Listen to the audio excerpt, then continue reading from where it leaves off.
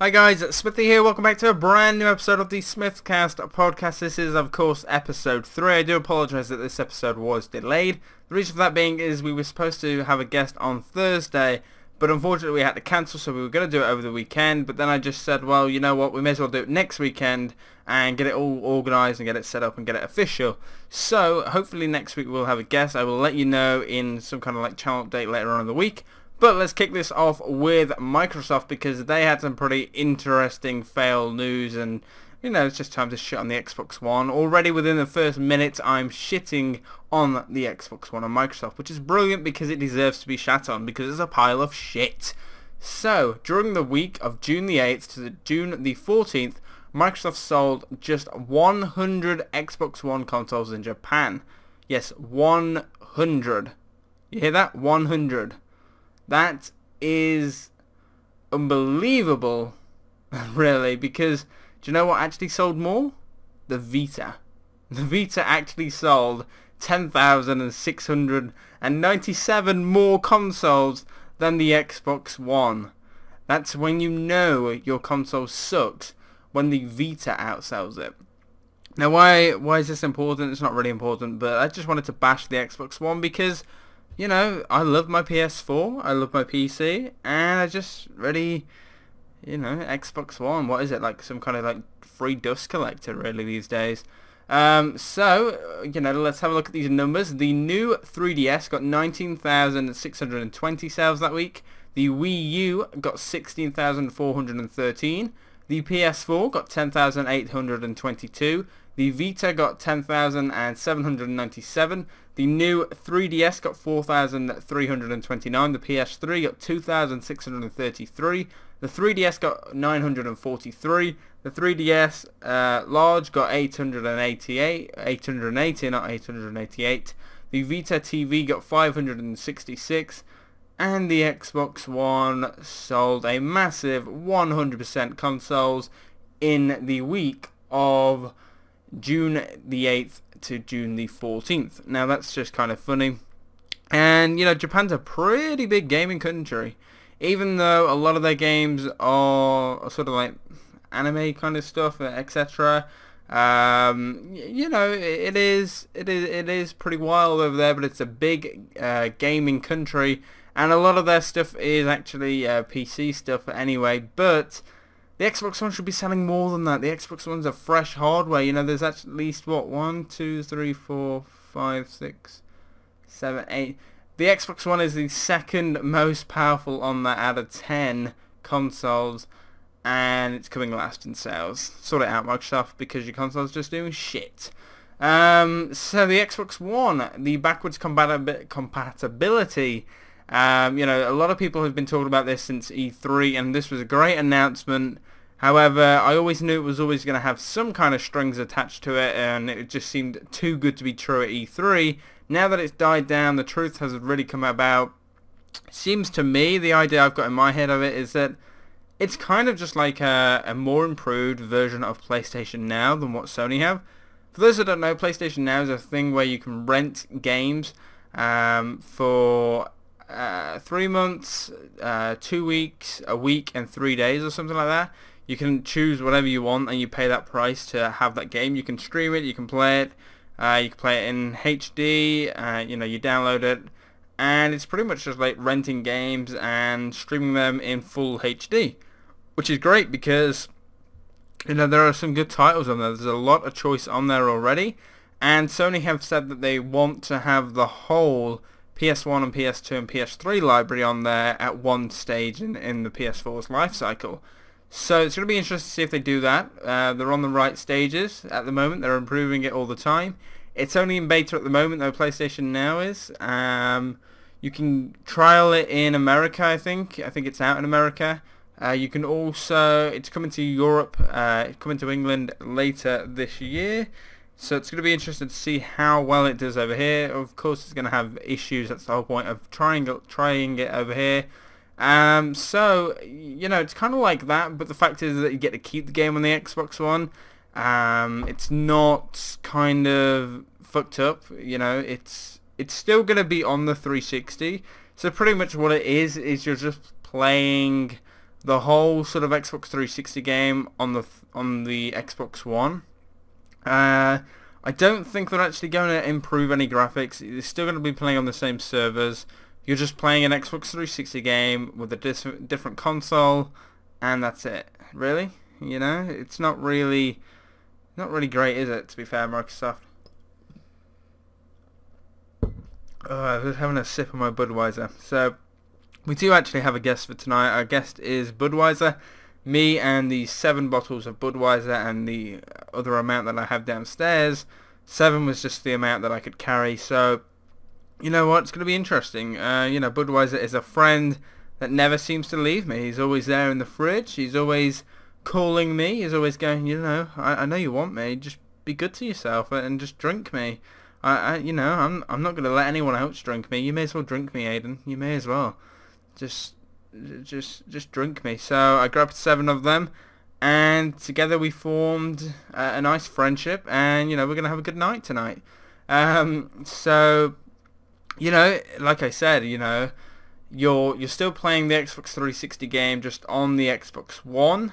The top 6 games for the Xbox backwards compatibility list, you know, number 1 is Red Dead Redemption, which that's kind of surprising, although that was a really good game. Black Ops 2 is in 2nd, Skyrim is in 3rd, Halo Reach is 4th, Call of Duty Modern Warfare 2 is 5th, and Call of Duty Black Ops number 1 is 5th, so, well 6th, sorry, not 5th. So that's kind of interesting because 3 of those games aren't going to happen unless Activision make them themselves. So I don't know why people are voting for Black Ops 2 and Modern Warfare 2 and Black Ops, because the only way they're coming to the new consoles is if Activision make them themselves, which they've already said this week is that is something that they think about a lot. It's just finding the right team to make the games and, you know, getting it back out there. You know, they want to have the older CODs on the newer consoles, and if they are going to have them on, which they want, they've already stated, you know, they're not just going to give them out for free. They're going to want you to buy them again. So that's not even going to happen. You know, do you really think Sony would allow them to publish these old Call of Duty games on the Xbox One without them being on the PS4 first? I don't think so. Sony would say, look, we've signed this contract, you know, we want Call of Duty, you know, we want these older CODs available for PS4 as well. So, you know, we need a remastered version. You can't get backwards compatibility, and I also don't see why. I mean, people are getting so hyped about this backwards compatibility, but the thing is that, you know, it's not going to be like made for Xbox One servers. It's not going to be like redesigned and re-established and improved and fixed and everything.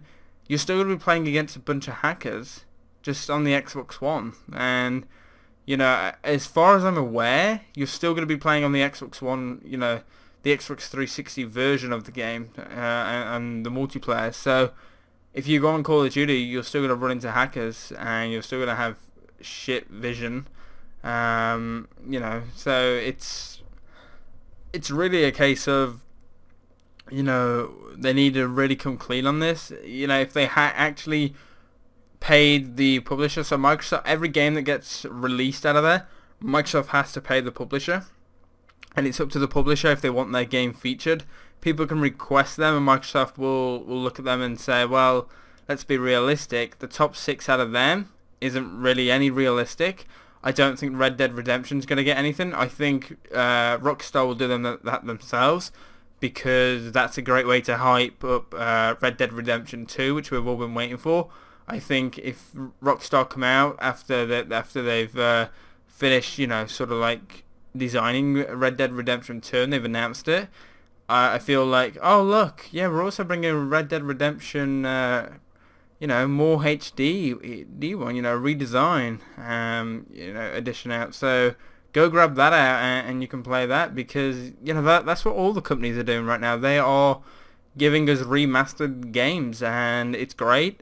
Although it's not great because it does make the whole sort of like libraries on the newer consoles less sort of like, I don't know, like less interesting. The fact that a lot of the games are remastered, it's kind of poor. But things will get better down the line. E3 was great this year for gamers, especially for PS4 gamers. We'll say that hand on heart. PS4 did, win E3. The PS4 was just amazing in my eyes. Every game that was on there I pretty much wanted. So it's going to be interesting. And in the middle of talking for games and PlayStation, etc., Drive Club PS Plus Edition finally launches this week. Wow. Fucking wow. Jesus Christ. Wow. So let's talk about Drive Club, because Drive Club was actually supposed to come out when the PS4 actually first came out. And I believe it was first designed as a free-to-play game for the PS4 that everyone was going to get. And it was just going to be bombarded with microtransactions. And then they put a price on it, and then they cancelled it. And they said, what we're going to do is we're going to have a PlayStation Plus edition, which is free to all PlayStation Plus users. And we're also going to have a paid extra version where you'll get this. But the PlayStation Plus edition does give you quite a lot. It pretty much gives you like a whole game, but you get less stuff if you obviously... because you didn't buy it, but you can buy an upgrade. I think it's for like £20, $20, whatever, which is fine, really. But I mean, Drive Club, this was one of the games at the start of the year, I was sort of like looking forward to, and I was thinking, Drive Club, it's been pushed back. Hopefully they've got the, hopefully they've nailed it now, and hopefully everything's sorted. And it's just run into a load of problems, had a load of hiccups, they've let off a few staff, etc. And I really think it's been failed in a hell of different ways. It's been a failure. And whether or not that is Sony's fault or the developer's fault is totally up to them. I don't think Drive Club is... I don't think the whole sort of like Drive Club drama has certainly been acceptable by Sony.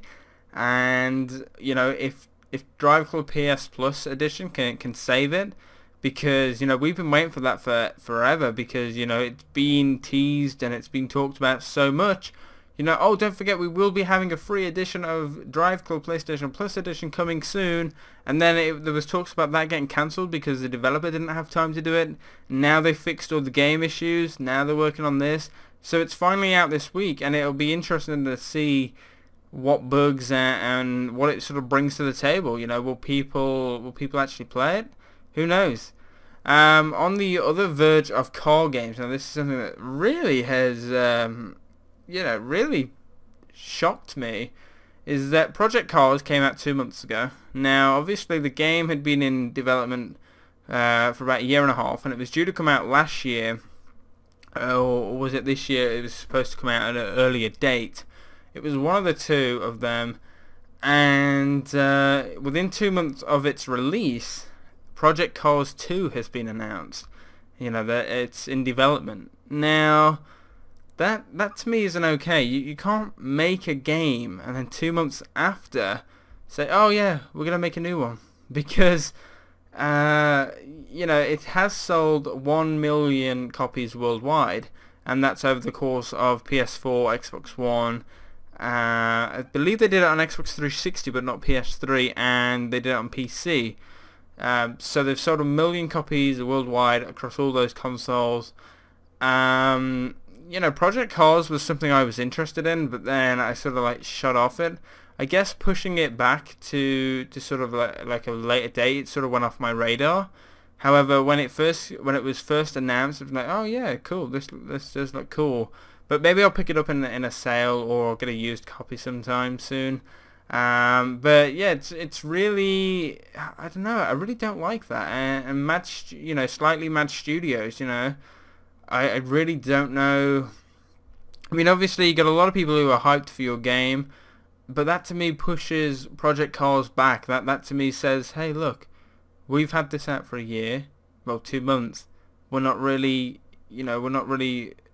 demoted to it. We're not really sort of caring about it. We're not really focused on it. Our main focus is our new game, which might get 2 million worldwide sales. It's not really focusing on Project Cars, which is a shame really, because like I said, it had the ability to become a really good game. So let me know your thoughts on that, and anything that we do talk about on the podcast, do let me know your thoughts about everything. So the Wii U game Zombie U is also coming to PS4 and Xbox One. It hasn't been officially announced, but the CEO of Ubisoft, who make that game, I believe, have said that it's gonna have to go elsewhere because the console sales, it failed to turn a profit on the Wii U, and it wasn't even close to being profitable. Now if they put it on these newer consoles, they can make a bit more profit. They can obviously port it over. They could actually draw a lot of viewers in, because Zombie U did actually look a really good game. However, the fact is that it was on the Wii U. The Wii U isn't really that great of a console compared to what we have now, so it just makes sense to bring it out and just, let us have the party of Zombie U.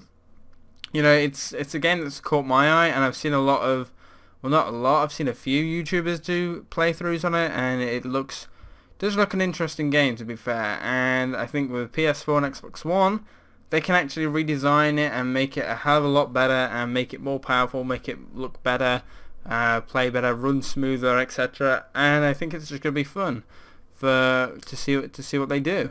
I'm going to rant about the upcoming Destiny, which is the Taken King, and I actually thought this was a game, right? I got it wrong, but it's just an expansion pack. And the reason I thought it was a game was because they're expecting you to pay £46. So I thought, oh shit, there's a new Destiny coming out, £46, because I was like, surely expansion means like map pack, sort of that kind of stuff. But why is it £46? Well, the fact is that it's an expansion pack, but it's a game-changing expansion pack apparently. Now I'm just going to take a swig of my Budweiser. Oh, that's good stuff. So yeah, this comes out later this year, and they want you to pay £46 for it. And the fact is that Activision and Destiny can go fuck themselves. The fact is that even if you have the season pass for this, this isn't included. This is a brand new expansion pack that isn't included for DLC. It's not. So if you actually buy I think they said, if you actually buy the £80 edition of Destiny, you have to rebuy it again to include this pack, which is insane.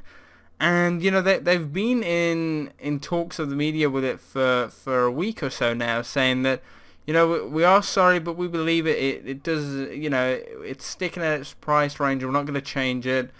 This is what we see of it. This is what we believe. We're backing our game. We're backing our product.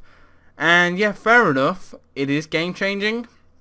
They are bringing a hell of a lot of new stuff for it, and they are changing a lot, and they are, like I said, they're bringing new content. But to charge £46 on a game that I've already spent £46 to get, you're expecting me to first off give me a game that released poorly, giving me the same shit. I mean, Destiny is a good game, right? The fact is, when it first came out, it was a good game, but it was a boring game. It's now got slightly better, and the DLCs are better. You got all these raids now, etc. But now you're expecting me to pay £46 for an expansion pack. Now I don't have to buy it, because I don't play Destiny. But I mean, there will be people out there that will be questioning it, that will say, "What? £46 for an expansion pack? We wouldn't mind if it was 20, because that's the original price of an expansion pack right there. $20, £15, whatever. That's okay. That's acceptable. We can bear that. But to charge £46 for a fucking expansion pack, are you off your mind? What goes through your mind there? What is Activision? I mean, of course they have to make a profit. They've already done that, right? People have brought season passes. People are buying DLC. People are buying the game. People are still playing the game. There are millions of people playing the game every single day. There are millions of, there are not millions, but a few thousand streaming it. The game is big. It does have big players there. But you can't come out and expect people to pay £40, well, £40 to £50 for the full game.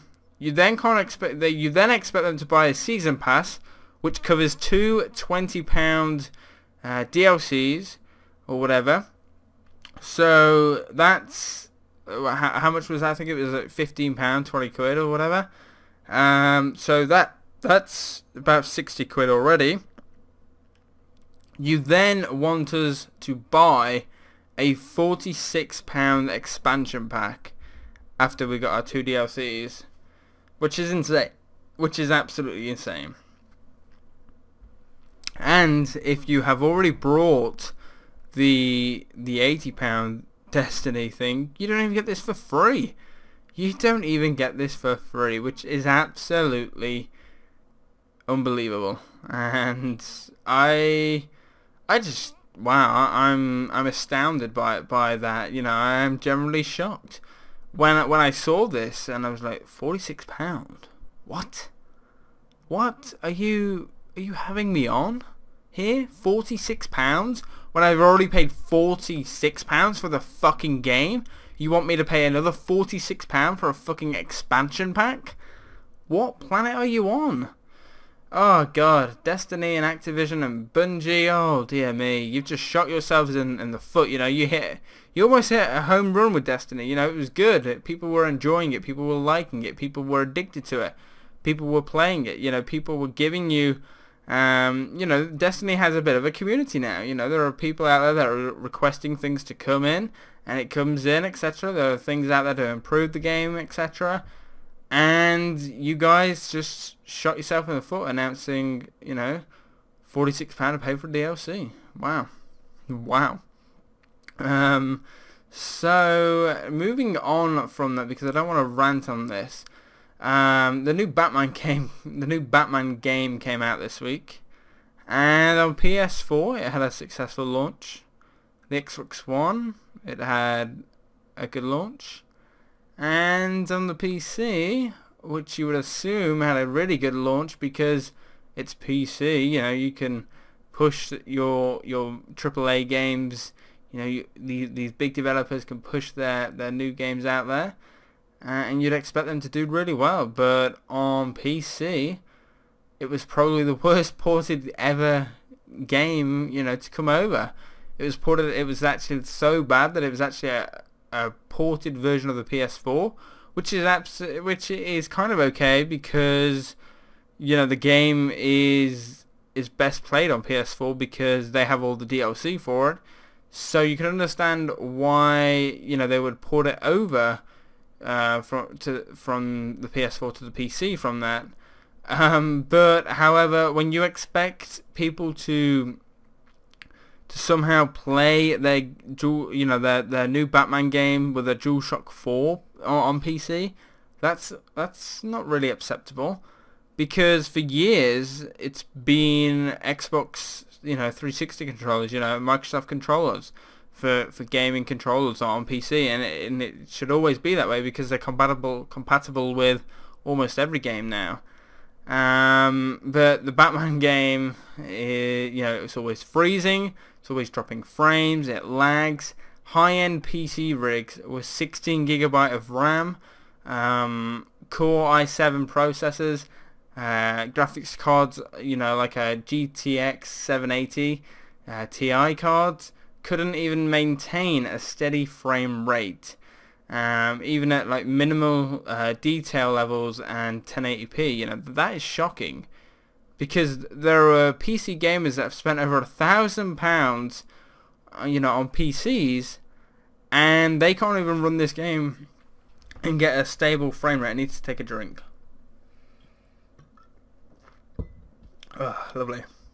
I always hate that. You sit here and talk, and you just talk and talk and talk. and it dries your throat out. It really does dry your throat out to shit. But like I said, there are people out here that have spent £1,000 on PCs, they're getting the best PCs out so they can game for years and not have to change, and they can't run this game. They can't run this game without it freezing, glitching out, dropping frames, lag, etc., and it's just shit. It really is shit. So it was that bad that on launch, they pretty much pulled it away from Steam sales. They wouldn't let anyone buy it, and that's pretty good. But I think that has a lot to do with the Steam refund policy, because the Steam refund policy has come in lately, and it means that if you've played a game for less than a few hours, you can get a refund. You get a full refund, and it's gotten so bad that anyone who brought PC keys off some kind of company, they've even offered to do refunds if in the next patch the game isn't suited and it doesn't fix the errors. You'll get a refund there. And yeah, I just think it's terrible that still to this day a big game like that can release as bad as that. That's really bad. That is really, really bad and not acceptable. Now, this just goes along with a lot of YouTubers and a lot of people who are advising people to stop pre-ordering games, because until you stop pre-ordering games, then companies who are making these games, they won't care. As long as the money's there, they don't care about fixing the game. They just want the game out there so they can get as much money out of you as possible, like Black Ops 3. They want you to pre-order now so you get access to the beta. That's it. That's the only reason you'd want to pre-order right now. But because you've pre-ordered, that already draws you in. So next week, or in a few months, they'll say, oh look, anyone that pre-orders gets this free map pack. Pre-order right now, etc. It draws them in, it gets them on your radar. It gets them your money. And as long as they have that money, they don't care what fuck-ups they make in the game. They don't care if it's not released to the best possible condition. They really don't care. And it's stuff like the Steam refund that makes life a lot easier, and it's something that we'll see a lot of, big games coming out and being pulled away from Steam sales because, quite frankly, they just don't work. And hopefully this will teach people who make games that there isn't a market for your bad games now. You either release your games working, or you don't release them at all, or you actually release a stable game that has minor bugs and you fix them later down the line, which is okay, which is acceptable in my eyes. But really, a game as big as that and a company as big as that and the money it's had and the backing and the team that they have, that's not acceptable. That really isn't. And they should be doing a hell of a lot better than what they are.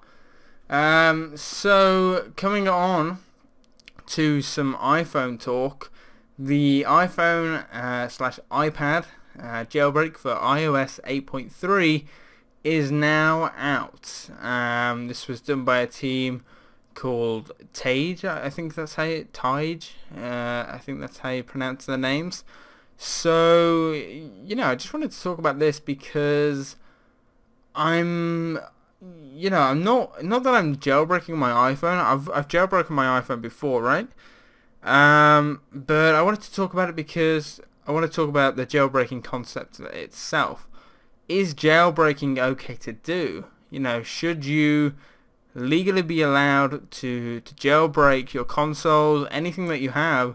Should you be allowed to do that? Should you be allowed to sort of moderize it? Really, if you buy something, you own it. Really, and of course you can jailbreak your iPhones and phones now and gadgets, etc. The thing that you can't jailbreak is stuff like PS4s, games consoles, anything like that. You can't jailbreak. It's just not allowed. It's against the law. And there was actually a group that tried to get this changed, but they failed, and now they're redoing it because since then the iPhone laws come in where you can actually jailbreak your phone, etc., without breaking the law. So they want to try and get that done for that. And I was gonna ask you guys, is jailbreaking, should it be allowed? Because let's face it, I'm gonna have to have another swig of my drink.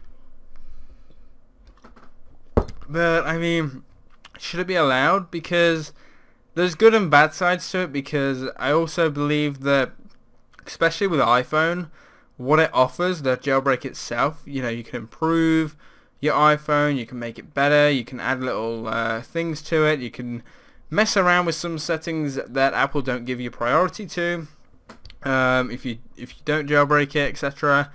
And I think it's really interesting. But the other way I look at it is that, should it really be allowed? Because it's, when you sell something, you expect it to be like that. You don't expect to have all these extras.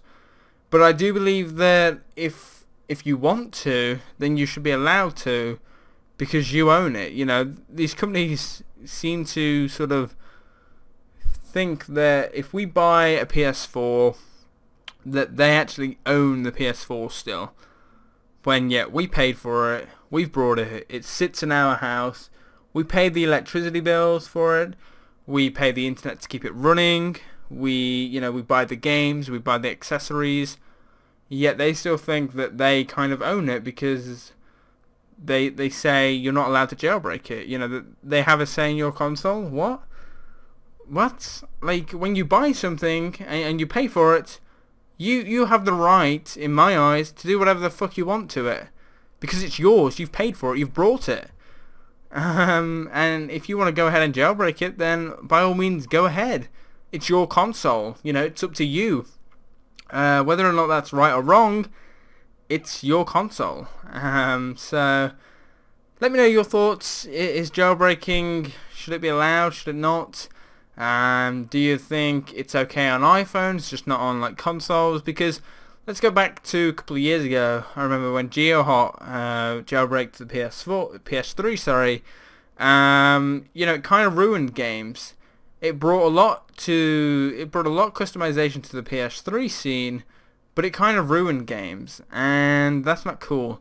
Remember Modern Warfare 2 getting hacked to shit, COD 4 getting wrecked, World at War getting wrecked, etc. Every COD game pretty much got destroyed because of hacks, and these hacks were only available to do so if you jailbreaked, because when you jailbreak, it allows you to do certain things, and it allows you to access certain files and install PKG files, and it allows you to overwrite the official patch with the game with a modded patch, so that these people can host lobbies, etc.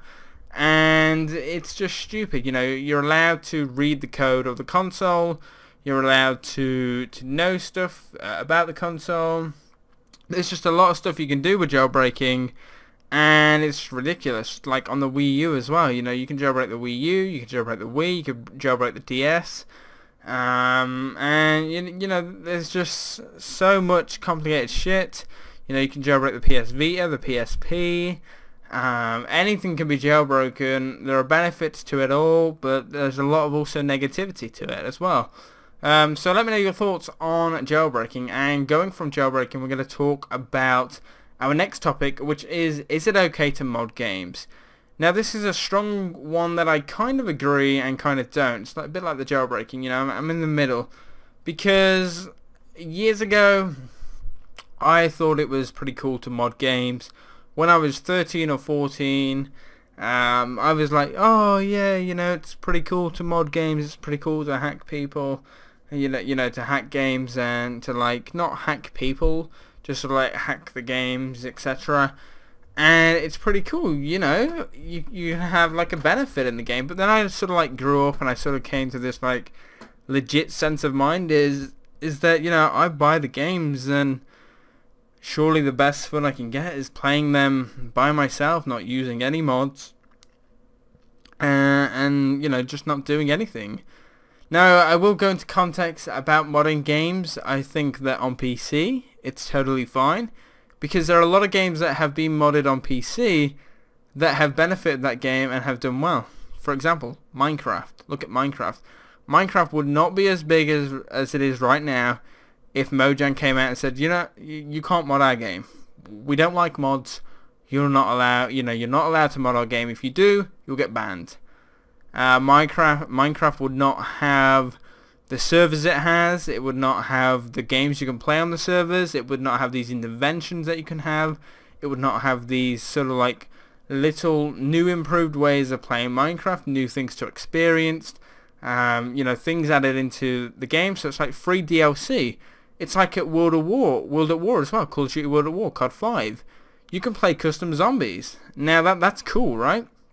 You can play loads of different maps. There's a big community there that they invent things like someone just recently made Exo Zombies available in World at War. They did their own little spin-off on that, and it's really cool. It expands games, but you can't do that shit on console. Now, what I would like to see is you go back on console, a lot of the stuff in Modern Warfare 2 when it was hacked actually made the game really fun. You could fly like Harriers, you could fly like chopper gunners, you could just do crazy shit. You could play game modes like Dodgeball, Gun Game. There's a really cool game called Roll the Dice, which had like random numbers on the screen. It would roll the dice, and if you got like number 6, you'd have to get a kill with this gun. If you got like number 30, you would have to get a kill whilst wearing night vision goggles. If you got like this number, you would have to get a kill whilst being in slow mode, etc. And that's a really fun game. It brings a lot of variety to the game. There was also a game mode called Hide and Seek as well, where you could pick objects to hide and seek. You hide and there's a seeker and he has to come and find you. And that was pretty fun. There's also Gun Game. Gun Game came from that. There was also kind of a version of Modern Warfare 2 Zombies as well on there, which was really fun. It had like care packages barriers, and you had to break them. People could buy like MP5 shotguns. They could teleport with flags. They could go to different areas of the maps, etc. It was really fun and interesting. But it wrecked the game because also with these mods is you could derank people, you could have aimbot, you could you could just do anything that you wanted with anyone. You could infect their kill to death ratio, their score, everything like that. You could like freeze people. You can just it's just not good. But what I would like to do and what I would like to see is I would like Call of Duty to release a game where it has, like League Play did, it has sort of like let's say Black Ops 3 came out, right, or comes out, and Black Ops 3 had Play Online or a Play Online with mods thing. And how this mod thing would work is Tryouts would allow you to download mods onto the PS4 or Xbox One, port it over from there, sort of like forums, etc. And you could play mods on your console. You just insert your USB stick and it reads the mods, and you can go in there with your friends. You can play different game modes, etc. But when it's online, it makes it so that you can't do that. Oh, this is not supported. Oh, you get this error, etc. I think that would be really fun for the game because it also expands the lifespan on it. Because, let's face it, Call of Duty comes out, we love it for November, we kind of love it and hate it in December, and then in January we're bored shitless and we want some DLC, and then if the DLC doesn't appeal to us, we move on. I'm going to have another swig of my drink. There's one bottle down. We got 6 of these to go. Lovely. So yeah, I would love to see a Call of Duty that supports mods, but also like bans them online. Or I think mods are okay in private match. I do believe that is something that should be looked at. If mods were available in private match, like you can insert your, like I said, you go in private match, you can insert the mods and port them over, etc. They're just not readable online. That'd be really cool. And there is actually a way to do that, because it was done in MW3. You could add stuff to your vault. Obviously you can't view that online, you have to be in private match, etc. So there are ways to do it. It's just people are very clever, and mods are generally very easy to make. To be fair, the coding is very easy. It's very easy to decrypt the menus, etc., and get past. But I think having supported mods where, like in GTA, is awesome. It makes the game on PC a hell of a lot better. Same with Skyrim and Fallout, and stuff like that. Those games really benefit from the PC mod support that they have. Look at Gary's mod. That has a great modding support on it. Minecraft as well. And I just think it needs more. I think there should be an option for modding to come in, and maybe it does actually help the game in a way, because Modern Warfare 2 had gun game. Black Ops 3 brought in gun game, sticks and stones, etc. That they would have got those ideas from modders. Infected was one as well, and stuff like that. It's really cool and interesting. Also, I want to may as well talk about Black Ops 3. Black Ops 3 Zombies and Zombies is set to get its own reveal on July the 9th. And they're also going to announce the Collector's Edition on July the 9th. Now, July the 9th is the San Diego Comic-Con, which is a great reveal, really, for Call of Duty Zombies, because we've never really had it this early revealed. We normally get it October. We know it's there. We know it's coming. We get little teasers and trailers, little bits of speech on the internet and interviews. But we never really get to see it, and we're going to get our own little reveal and what they've been up to. Going to get an idea on what collector's editions they're going to have. I believe, this is just my theory, is that they're going to have a Black Ops 3 Classic Zombie edition, where you get, 4 maps from Classic Zombies, of their choice. And they'll offer that out, or, you'll get your Season Pass, you'll get your Hardened Edition, you'll get your Care Package Edition, etc., whatever they choose to do. And it's going to be interesting to see what they announce. It's also going to be interesting to sort of see what Zombies is and sort of how it works. What they've improved, what they've done, where they've taken it, and what we can expect from Zombies. It's going to be interesting. Comic-Con is a great place to do that, because it's like, this is where like stuff like The Walking Dead gets done, etc. All those sort of like reveals for zombie games, etc. This is where they get all revealed. The comics for those games all get revealed here. So it's going to be a great experience. Really, it's going to make Comic-Con really interesting. Also, Sony have said a new PS4 model, which will see a power consumption reduced by 8%, and 10% down in weight, and a matte finish to give the system a more casual look. Will release in black and white colours in Japan this month, followed by shortly other regions. Now, that was really badly copied and pasted in my little notepad, but that's interesting because remember they kept on improving with their consoles. They released the fat PS3, they then released a new fat PS3, they then released the Slimline, they then released the Super Slimline, and so on. And also, this one comes with a 1TB hard drive.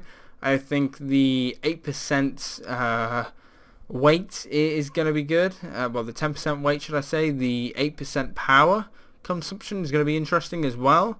I think the console will look a lot slimmer, a lot tidier, a lot smoother. It's not going to change anything drastically in games themselves, but it's just going to change a lot in your sort of like energy bills, the PS4 itself, the way it looks. It's going to change like visual effects, what it looks to you, how it feels, etc. It's going to be obviously a lot lighter and everything like that. So that's good that Sony are doing that. So that's cool. Black Ops 3 also has some kind of like Last Stand bullshit in. Now this is like kind of like a specialist kind of thing, and this is like really fucking stupid. So this is just dumb. Why this was even spoken about for Black Ops 3? I thought we moved on from Last Stand shit. final stand, etc. I thought we moved on from this, but clearly not, because Black Ops 3 has a last stand specialist. Now the way this works is you can activate the specialist once or twice a match. If you die, you can activate it. And need another swig of my drink. Get the last of that one and we'll open a new one. So put that down. Lovely. Lovely. Absolutely lovely. So yeah, the way this works is they're going to bring it in, and you sort of like activate it when you unlock it, kind of thing. You go down, you sort of, I think you pull out some kind of pistol, it comes out like green smoke, etc. You can't shoot this pistol until you get back up. You can also, if you go down, you won't lose your streaks. It's just bullshit. It really is. I don't know what they are thinking. I don't know why it's come out. I don't know why it's okay for them to do this. But you know, Black Ops 3, I've got high expectations, because this is sort of, unless, you know, like I said, the older CODs come, which, you know, I think we pretty much know they are coming. It's just a matter of when. You know, until Modern Warfare 2 and Black Ops 2 and COD 4 come to PS4, you know, this is the last COD I'm going to be interested in, unless Infinity Ward take a different direction with Ghost, or make a new game, or go back to the Modern Warfare series. You know, I have this vision that Treyarch is the only one I can trust, because I don't really like the direction Infinity Ward's gone in with MW3 and Ghost. I don't really like Advanced Warfare. I don't like all this futuristic shit. I want all the other CODs to stay away from exosuits, apart from Sledgehammer. I think it'd be pretty cool. Every 3 years you get a game with exosuits. I can live with that. But in terms of what else, I think Treyarch needs to do this right. And of course, Dave Vonderhaar is the king of balance, and he's reassured that everything will be balanced, etc., which is really cool, and that's what it needs, and I'm glad for that. But you know, Black Ops 3 is like the final phase for most people. A lot of people have been waiting for Black Ops 3. A lot of people only buy Treyarch games because of zombies. A lot of people buy Treyarch games because, you know, Black Ops 1 was good to them. Black Ops 2 was good. Black Ops 2 was good to me. Black Ops 1 was terrible. World at War, didn't really get into. I've played it. Yes, I have. I've played it for a few hours. But I didn't play it in its prime time. But didn't really like World at War. I loved the campaign, though. The campaign was interesting. But Black Ops 3 is sort of the last game I'm going to get hyped for, really, unless Modern Warfare 2 comes. Or something like MW2 comes. Or COD 4. I don't know, I'm just losing it with COD. Each year I feel like I'm being pushed away from the scene because I'm not a pro player, or I'm not interested in pro stuff, or there's just some bullshit going on every year and it's really bugging me, etc. But no, let me know your thoughts on everything we've spoken about. I'm going to end this podcast here. Thanks for watching. Hopefully you did enjoy this. If you did, please do leave a like. I've run out of topics. This would have gone a lot better if I'd have had my guest. Obviously, I do apologise for his cancellation. But yeah, I'll see you all next time. Thanks for watching. Have a wonderful day. Please do subscribe for more podcasts and other gaming content. I'll see you all next time. Like I said, you know, let me know in the comments if you agree with anything I said, disagree, and give me your views and opinions on everything we spoke about. And yeah, peace.